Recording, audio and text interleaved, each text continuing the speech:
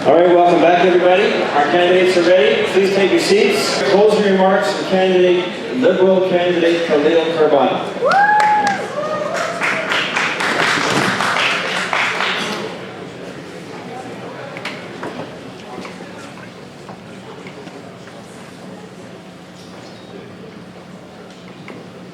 My friend, you have had a chance to hear from all the candidates on stage today. You have a very important decision on March 22nd to make.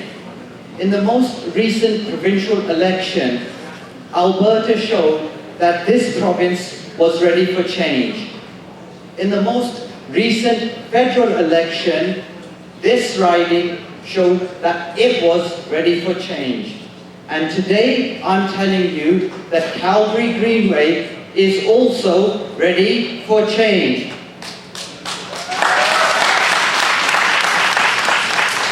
This election is about two things. The first being the economy and the second being experience. I have a plan to keep the government accountable on the economy, and I have experience to save this riding. I am the only party candidate who lives in this riding and also has experience working with this community. None of these candidates have failed to question what is the number one thing that this constituency is going through apart from the economy, and that is domestic violence. We haven't heard a single person here say that. So during this historic vote, I want to ask yourselves, which of these candidates will not only stick up for yourself, but for your children and your family? My friends, being Canadian means to have a universal health care system. We can't let the wild rose take this away from us. And as Mr. Justin Trudeau said, a Canadian is a Canadian is a Canadian. I'm telling you right here that a human is a human is a human. And we will not have a two-tier healthcare system. My friends, we can't go back to the way things were. And we cannot continue with the way things are. It's time for a new way forward, and that is the Liberal way forward.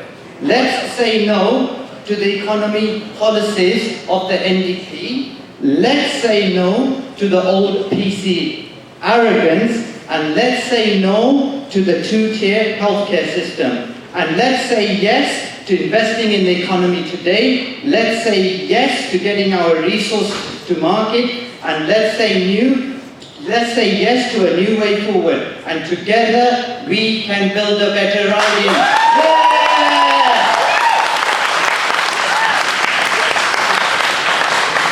For closing comments, Glasgow candidate David Wilson. Well, thank you for the opportunity to be part of the debate today. A lot of topics have been covered. What voters need to remember is that the only Wildrose has been the only effective opposition to the NDP. Only Wildrose is bringing forward good ideas to get people back to work and economy back to track. Voting Wildrose is the only way to be sure to stop NDP. Although I enjoyed hearing the perspective from the other individuals on the stage, but it is clear the Wildrose is the party doing the best job of standing up for the jobs and trying to stop the NDP.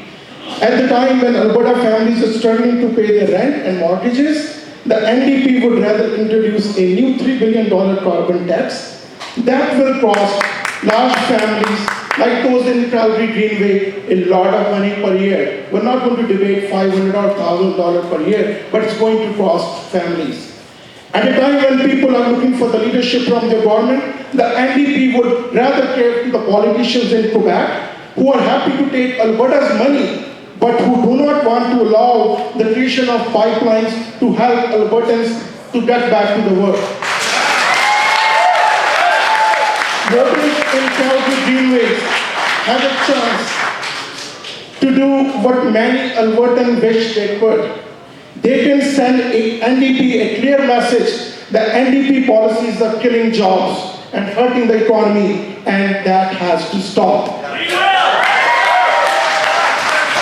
This is a clear choice to make. Why is the party that can stop the NDP from winning this seat?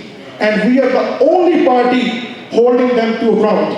A vote for Liberal is a waste because they support the NDP more on most of their policies. Their biggest criticism of NDP is that they are not going far enough. A vote for PCs is a vote to have another silent backbencher PCs who won't say or do anything in the legislature. Some of the PC MLAs did not speak to any laws in the legislature, and others missed the most important votes that happened last year. A vote for any other than Wild Rose is a vote that could help NDP win in this riding. And if they win, our economy will lose. Only by voting Wild Rose can you be sure to stop the NDP. Thank you.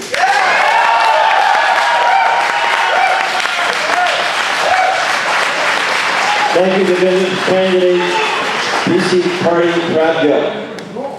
Thank you very much.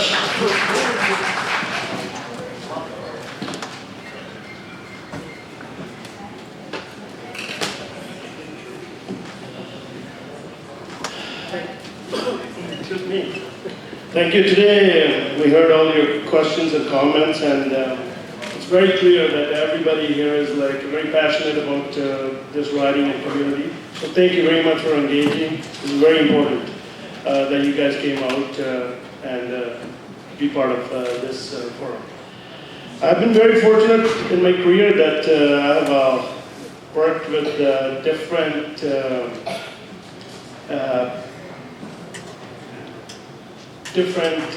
sector of people from all walks of life, and that experience is very key for me to represent all the riding constituents, right?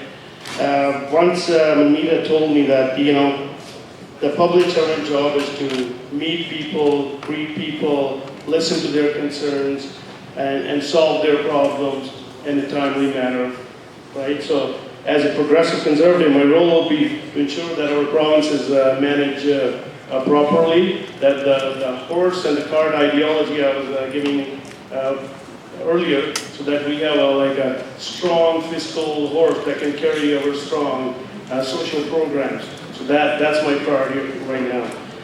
Voting NDP, we already see what happened, people losing jobs and there's no hope, there's no plan, so we already seen that. Wild Rose, my good friend Devinder Tour, one of their most vocal MLA, Jared, he thinks social programs shouldn't even be on the agenda for election. So that's why that shouldn't even be clear choice, right? And I have faith in our community to tackle these issues before us, and I think if we can work together, we will be solving these questions. So as a progressive conservative member, and our party sits right in the middle. Oh, sorry, I thought you said something.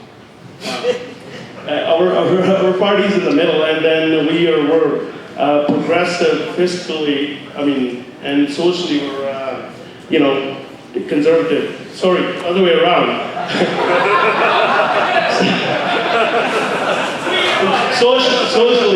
Socially progressive and conservatively fiscal, right?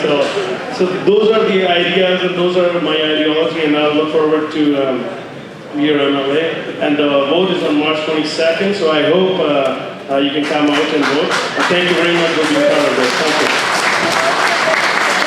Thank you, Brad. Now I call upon Green candidate Shannon Wheeler.